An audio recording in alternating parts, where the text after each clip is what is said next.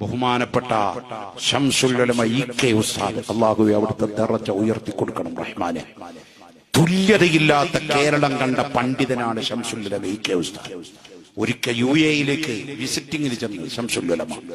അവിടെ വിസിറ്റിംഗ് ഒക്കെ കഴിഞ്ഞ് അവിടുത്തെ അറബികളുമായി ചർവിണൊക്കെ നടത്തി ചർച്ച നടത്തി തിരിച്ചു പോരുന്ന സമയത്ത് അറബികൾ ഒരു ഓഫർ വെക്കുക ശംസുൽ ഉലമയോട്, അങ്ങ് തയ്യാറാണെങ്കിൽ അങ്ങേ ഞങ്ങൾ ഇവിടുത്തെ ഖാദിയാക്കാം.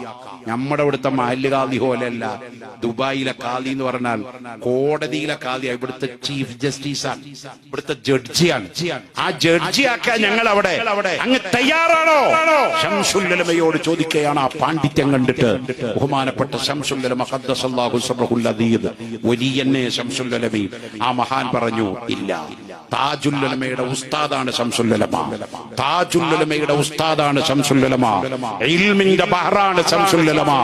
ഇൽമു കൊണ്ട് അവിടത്തേക്ക് അടുക്കാൻ അക്കാലഘട്ടത്തിലും ഇക്കാലഘട്ടത്തിലോ പിന്നീട് ഒരു പണ്ഡിതന്മാര് വളർന്നു വന്നിട്ടുണ്ടോ എന്ന് സംശയിക്കേണ്ടിയിരുന്ന വ്യക്തിയാണ് ബഹുമാനപ്പെട്ട ശംസുൽ ഉലമ. അവരാരും മോശക്കാരല്ല കേട്ടോ. സംഘടനാപരമായ അഭിപ്രായ വ്യത്യാസങ്ങൾ ചിലപ്പോൾ ഉണ്ടായിട്ടുണ്ടാവും, അതുകൊണ്ട് ഖൈറുണ്ടായി. ഒരു പള്ളി ഉണ്ടാകാൻ കൂടി പറ്റാത്തോട്ട് 2 പള്ളി നമ്മൾ ഉഷാറായി നടത്തണം.